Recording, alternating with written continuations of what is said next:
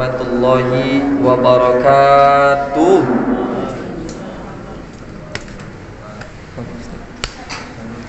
Bismillahirrahmanirrahim.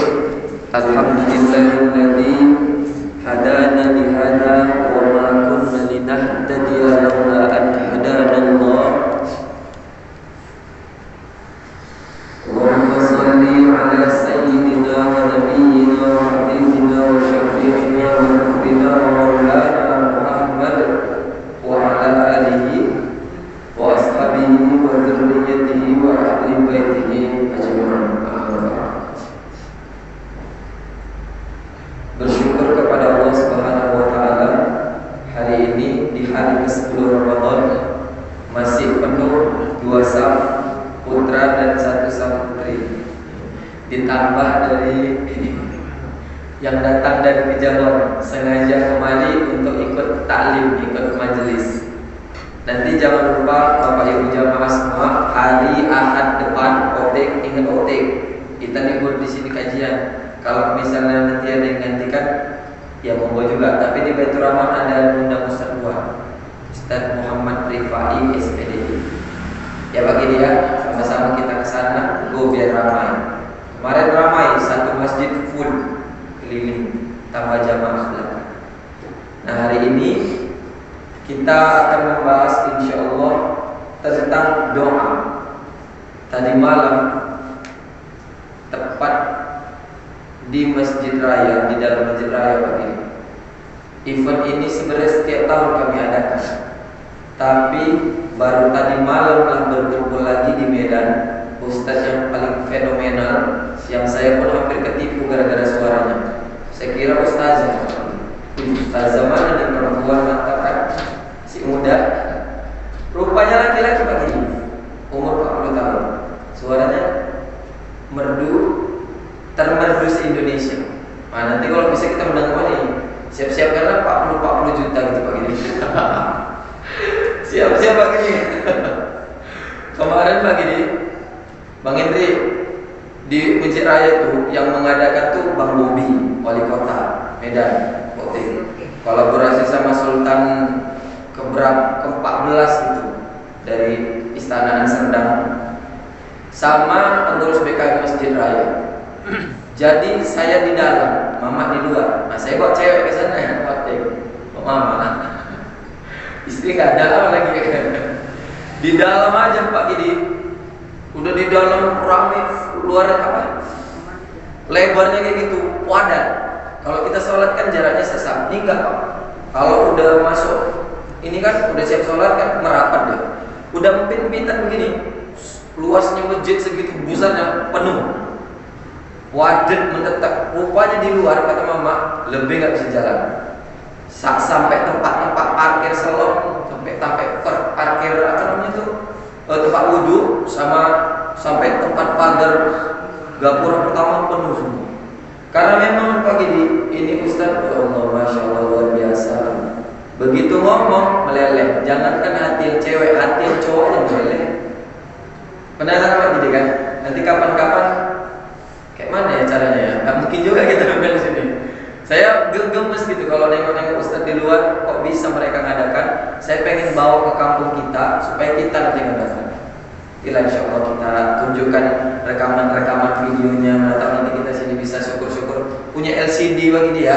Jadi setiap taklim kita hidupi rekaman-rekaman video yang untuk syiar-syiar dari masjid-masjid yang lain. Itu kegiatan isinya tentang cari muka ke Allah di Ramadan. Nah, kalau kita kan sering cari muka sama manusia, cari muka di media sosial, ketik, upload. Nanti di depan orang kaya, di depan pejabat-pejabat, di depan orang-orang yang punya kekuasaan, kita pura-pura baik supaya nanti mereka kasih job ke kita. Nah, tadi malam tuh menceritakan tentang isi dari ceramahnya untuk kita cari mukanya ke Allah, apalagi di bulan Ramadan. Cuma kan ada banyak nih yang cara kita untuk capai ke Allah, tapi beliau cuma ngasih satu. Dan saya juga dulu membawakan tema ini di awal-awal Ramadan. Cuman ini di hari ke-10 diingatkan lagi sama beliau, yaitu tentang doa. Jadi doa ini, bab ini luar biasa dan sangat-sangat luar biasa. Kata beliau ini, kalau ada orang yang berdoa tapi belum dikabulkan, permasalahannya bukan Allah yang mengabulkan, bukan Allah yang telat ngabulin, bukan Allah yang belum ngabulin, tapi doanya masih terampung, doanya ngambang. Logikanya gini, analoginya begini. Kalau kita ngirim pesan WA ke orang, kalau nggak dibalas kan udah masuk nih. Saya ngirim ke Bang Hendri misalnya, udah masuk tapi belum dibalas karena Bang Hendrinya sibuk atau apa ya. Udah masuk tapi belum sempat, udah dibaca tapi belum ngebales atau belum dibuka dan lain-lain. Nah kalau nggak masuk ini, saya ngirim tapi saya nggak ada paket, jadinya masih ngambang dia, masih kotak tanda seru, gitu dia. Atau saya ngirim tapi paketnya lambat, nyangkutnya di satelit, belum masuk. Nah satelit atau koneksi dari orang-orang mukmin apa? Iman.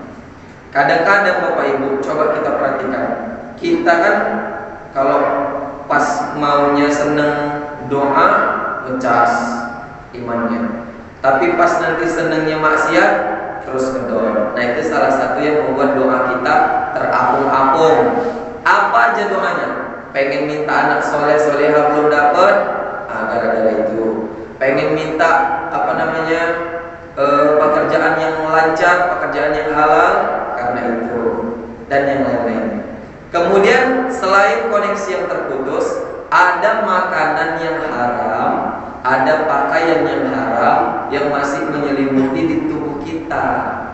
Kayak ada kisah Rasulullah, kisah di zaman Nabi, ada pemuda di padang pasir udah gak punya apa-apa, dia minta mengadakan tangan.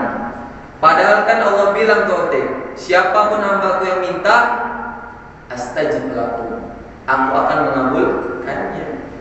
Ud'uni astajib lakum, abati, berdoalah kepadaku maka akan aku kabulkan. Ingatlah Allah. Itu.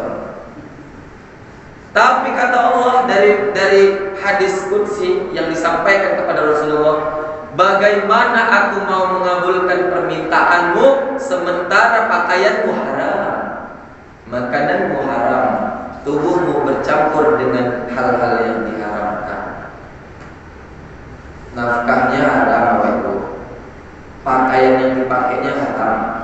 Macam mana kita mau bersih dalam berdoa untuk dikabulkan, tapi kita aja masih melanggar perintah-perintah Allah, gitu kira-kira. Ada yang pertama. Kemudian saya mengambil dua kisah. Pertama kisah Nabi Yunus dalam material ini. Yang kedua kisah Syekh Hasan Al-Basri. Ini mudah-mudahan bisa dipakai ke depannya, karena saya ngamalin ini selama kuliah, alhamdulillah berhasil. Dosen-dosen itu oleng-oleng semua. Nanti di materi terakhir Bang Hendri ya. Bang Hendri mau kuliah lagi kan? Kisah Nabi Yunus Pak, dimakan ikan paus, terjebak dalam 3 kegelapan. Satu, kegelapannya perut ikan paus. Kalau kita di dalam rumah dikunci ya, matikan lampu, malam-malam gelap kan? Nah, di dalam ikan paus. Satu. Yang kedua, di tengah-tengah gelapnya, dalamnya lautan samudra, kiloan meter, gak ada lampu, gak ada cahaya, matahari pun gak tembus. Yang ketiga, di tengah-tengah malam, jadi terjebak di dalam kegelapan, 3 kegelapan. Beliau cuma minta satu. Apa doa Nabi Yunus? Apa Pak? Ingat ya. La ilaha illa anta subhanaka inni kuntu minaz zalimin. Yang sering kita bacakan di dalam hati pas sujud terakhir atau pas setiap sujud, itu doa dari Nabi Yunus. Gak minta, oh gimana nih, macam mana nih, kurang nih, gimana nih, gak minta yang lain Bapak Ibu. Gak kayak kita baper, ya Allah gak ada duit, ya Allah bisa kemana nih belajar. Cuma minta, ya Allah pasrahkan hati, gak ada Tuhan selain Engkau. Aku terdorong orang-orang yang zalim. Kalau kuncinya Bapak Ibu, kalau kita ada masalah, kalau kita ada gelisah, yang kemarin tuh materi kita pertama kan, kurang istighfar, masih banyak dosa yang belum diampuni, masih belum sholawat, udah gelisah, banyak masalah. Itu doa dari Nabi Yunus. Sekondisi yang kayak gitu parahnya aja masih minta doa yang nggak ada isinya, cuman minta ampun, yakin bahwa Allah itu Maha Penolong kita yang salah. Yang ketiga tentang doanya Syekh Hasan Al Basri. Jadi waktu Pak Yul, di zamannya Syekh, di zamannya sahabat ada ulama terkenal, fenomenal. Kalau hari ini kayak Ustaz Abdul Somad, Ustaz Hidayat, yang lain-lain dan anak kaki. Di zaman itu ada namanya Syekh Hasan Al Basri. Beliau ini paling masyhur di antara syekh-syekh kala itu. Jadi hidup di zaman raja namanya Raja Hajjaj. Siapa namanya? Hajjaj. Hajjaj ini orang paling fenomenal, terkaya, wonderful saat itu. Bikin istana. Nah, kalau kali ini misalnya Pak Kidi bikin ruko, istana besar lah, lebih dari ruko, kayak gedung pertemuan, khusus untuk menunjukkan bahwasannya dia orang yang paling satu-satunya kaya di kampung itu. Tapi dia mengundang seluruh syekh, seluruh jamaah, seluruh masyarakat yang terkenal datang ke tempatnya untuk menyaksikan batu-batu rubi yang ada di setiap tempelan ujung-ujung dinding, marmer yang tertempel dari apa, permadani-permadani yang terhampar, hiasan-hiasan plafon, lukisan-lukisan, semuanya dipamerin pagi. Dia bilang sama orang-orang ini, gimana? Biasa kalau kita gimana rumah bupati enggak? Semuanya Bapak Ibu bilang, paten kali Hajjaj, ya Hajjaj, paten kali rumahmu ini mantap kali, paling mantap se-Indonesia, kita gitu. Ini zamannya di Mesir. Tapi begitu nanya sama Syekh Hasan Al Basri, apa dibilang Syekh Hasan Al Basri? Kayak mana Syekh, ini rumah saya ini, saya bangun ini ratusan miliar, gimana gini nih? Syekhnya bilang gini, biasa aja. Langsung muka si Raja Hajjaj tadi merengut, dan dia langsung mengajak syekhnya duduk. Kemudian dia bisikkan pengawal, nanti kalau syekhnya pulang, si Hasan ini udah pulang, jumpai saya. Nggak lama makan-makan, syekhnya pamit pulang. Udah pulang, di tengah jalan rupanya dijegat sama pengawalnya si Hajjaj tadi, dibawain surat, dia mau dipenggal kepalanya, mau diambil, dibawa ke istana lagi, mau dipenggal kepalanya, gara-gara dia nyakitin hati raja. Tapi pas di dalam perjumpaan, materi kita yang ketiga kemarin, Allah turunkan hidayah kepada si para penjaga Hajjaj ini tadi. Syekh Hasan Al Basri tahu kalau mereka ini mau manggil aku untuk dipenggal kepalanya. Karena apa? Karena pengawalnya bilang. Pertama pengawalnya nggak mau bilang, tapi karena turun hidayah, dia bilang, ya udah nggak apa-apa. Dibawa ke istana, sepanjang jalan Syekh Hasan Al Basri bilang gini, membuat doa, mengucapkan doa, hafal ya, doanya Nabi Ibrahim waktu dia dibakar api. Doanya Nabi Ibrahim kan, dinginkanlah api ini, ya kan, ketika dibakar. Jadi Nabi Syekh Hasan Al Basri doanya gini, ya Allah, padamkanlah api amarah di hati Hajjaj seperti engkau mendinginkan api untuk Ibrahim. Waktu sampainya di istana, niat si Hajjaj tadi ini kan mau dipenggal kepalanya Syekh tadi. Waktu sampai di istana, lamalah disambut, ya Syekh, selamat datang kembali. Kenapa kamu datang kembali? Tapi saya dipanggil sama pengawalnya. Oh iya ya, sini duduk lagi, duduk nih. Minta nasihat. Ya Syekh, tolong nasihatin saya. Saya ini kufur nikmat, saya ini keras hati, saya ini begini. Ya apa gini. Ya Syekh, kenapa ya? Kenapa saat tadi itu saya sebenarnya nyuruh nih pengawal saya jumpain kamu untuk panggil kamu ke istana biar saya penggal kepala kamu karena Anda tadi nyakitin hati saya. Tapi kenapa saya saat ini begitu tenang jumpa Anda? Syekh itu gampang. Hati-hati dengan firasat orang mukmin. Hati-hati dengan doa-doa orang mukmin. Itu jawabannya. Jadi kalau kita hari ini merasa takut lagi dengan hal-hal apapun, kuncinya adalah berdoa. The power of doa. Ya begitulah untuk pesan-pesan anak-anak yang lagi kuliah. Kalau datang terlambat, lagi di jalan, bacakan itu. Ya Allah, padamkanlah hati amarah di hati dosen, seperti engkau mendinginkan hati itu untuk Ibrahim. Ini untuk pesan sama Nahwa ya, sama Radin Kamsa lagi kuliah. Abang lulus jam 3.15 baru keluar dari sekolah. Jam setengah 3 masuk kuliah. Jadi selama 4 tahun terlambat. Tapi selama 4 tahun dosennya gak pernah marah. Kawan-kawan abang yang baru terlambat 5 menit pada kena marah di grup. Orang itu cemburu sama abang karena abang pegang doa itu. Doa itu ditambah ayat kursi. Mudah-mudahan insya Allah ya. Sama bapak-bapak, ibu-ibu juga, apapun masalahnya, minumnya teh botol susu apapun masalahnya, doa. Tetap kalau orang sudah tidak yakin sama doa, sama siapa lagi dia yakin? Sebagai dalil penutup, Al-Baqarah 186 apa lupa Allah. Saya pengen Pak, pengen. Qul ya ibadiyalladzina apa sih? Lupa saya. Bang Hendrik, inilah kita nih payahnya waktu kan. Saya lupa kan yang ngingetin. Coba ada damar kemarin. Damar tahu ini 30 juz kelar. Apa nih Mak? Saya ini loh terakhir. Fastajibu li wal yu'minu la'allakum yarshudun. Pokoknya kira-kira artinya begini. Ya hambaku, sini datang. Mana masalahmu yang mau dikabulin? Mana doa-doamu yang mau dikabulin? Mana masalahmu yang mau diaduin? Mana doa-doamu yang mau dikabulin? Aku pasti. Janji Allah gak kayak kita Bapak Ibu. Janji Allah itu pasti. Innallaha la yukhliful mi'ad.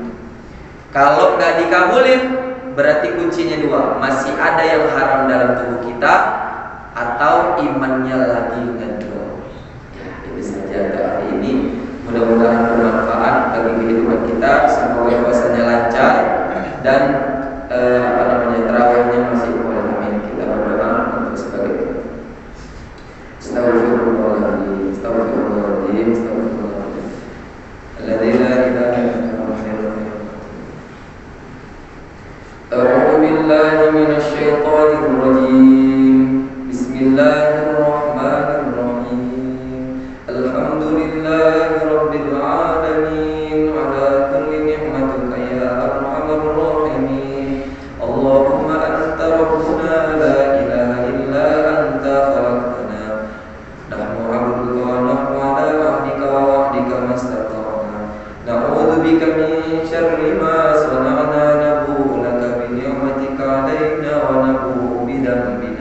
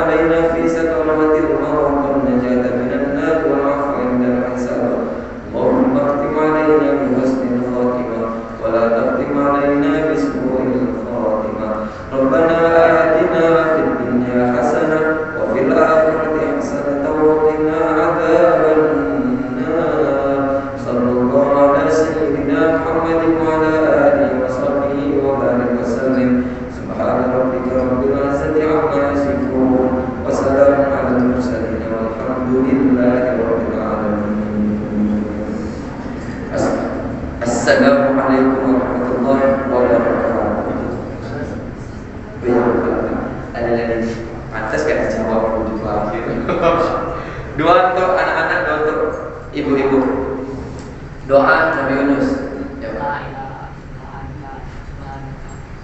Subhanaka ini anta bila udah ada penerus ulama di nampak. Asia ya, semangat terus. Apa tadi doanya Nabi apa namanya? Syekh, nama syekhnya. Siapa nama tadi syekh yang abang bilang cerita? Syekh siapa tadi yang berdoa? Ada syekh ini. Syekh Ton. Nanti itu ibu-ibu aja berarti ya. Siapa nama raja yang tadi kejam? Hah? Ya, kotok sini. Apa namanya? Haja itu. Bukan Haja ya. Raja Haja bukan. Oke. Banyak belajar gini aja kalian tiap hari setahun kita kelar. Jadi penerus nih besoknya. Bapak Ibu, ini tinggal doa kita izin. Siapa Kak? Presiden, calon presiden 2024. Enggak. Nama tadi Bu, nama lengkap Syekh yang tadi disebutkan. Syekh ini ini. Ada yang tahu? Yang tadi Syekh paling masyhur di zaman itu. Ayo lu ingat, kau ingat?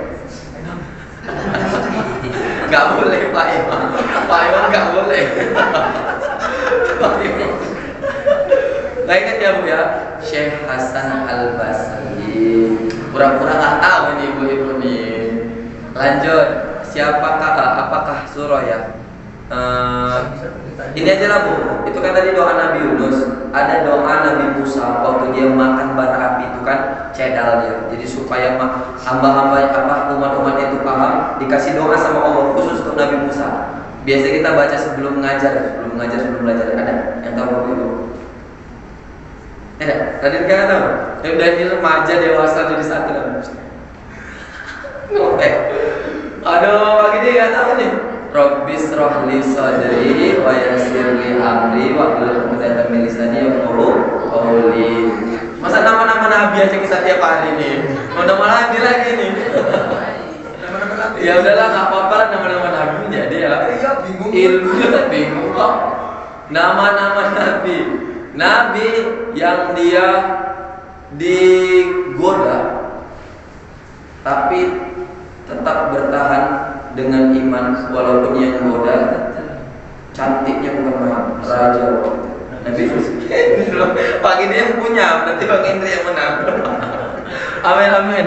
Maaf Bang Indri. Untuk beli bukaan apa untuk THR si Sasa? Satu lagi malaikat. Kalau nggak Nabi ya malaikat lah pastilah. Udahlah. Nama malaikat yang ini nih istilah malaikat yang kejam, yang bangkit dari api neraka ribuan tahun. Ini gak ada dari 10 malaikat Bapak Ibu. Ini nama istilah malaikatnya. Yang bangkit dari ribuan tahun, yang nanti akan memberikan bara api di tangannya orang-orang yang bersentuhan bukan mahram. Apa namanya? Siapa? Bukan nama nih. Malaikat nama malaikatnya. Malaikat ini kejam, hitam legam, baunya itu bau masya Allah, baunya melebihi bau yang paling dahsyat yang ada di muka bumi. Bosan itu kalau dia muncul ke dunianya hancur, berantakan. Dia nanti muncul di api neraka setelah dipanaskan ribuan tahun, yang tugas ngasihin bara api di tangan-tangannya orang yang melakukan maksiat. Disebut dengan malaikat atau Zaban, malaikat kejam. Malaikat kejam, malaikat Zabaniyah namanya itu. Apa namanya? Kalau malaikat penjaga neraka ini yang penghuni neraka. Dia memang di neraka kerja. Mana yang mau masuk nih? Kok ngimbang-ngimbangnya aku pulang? Ada yang lain lah. Sebutkan. Bingung sampai saya kasih pertanyaan. Besok-besok tak catat lagi pertanyaannya. Ini rukun aja lah Bapak Ibu. Rukun. Sebutkan rukun puasa. Sebutkan rukun puasa. Rukun puasa. 1 niat, 2 menahan diri dari segala hal yang membatalkan puasa dari terbit fajar sampai terbenam matahari. Sebutkan rukun mandi wajib. Berarti besok kajiannya itu aja nih. 1 niat, 2 mengalirkan air ke seluruh tubuh. Sebutkan arti surah Al-Fatihah. Ihdinas siratal mustaqim. Wih, udah mantap, amin. Amin ini udah 2 kali. Amin, amin. Allah. Masya Allah, banyak lakukan amin. Udah Bapak Ibu, kita tutup. Assalamualaikum warahmatullahi wabarakatuh. Sallallahu ala Muhammad. Sallallahu alaihi wasallam. Sallallahu ala Muhammad.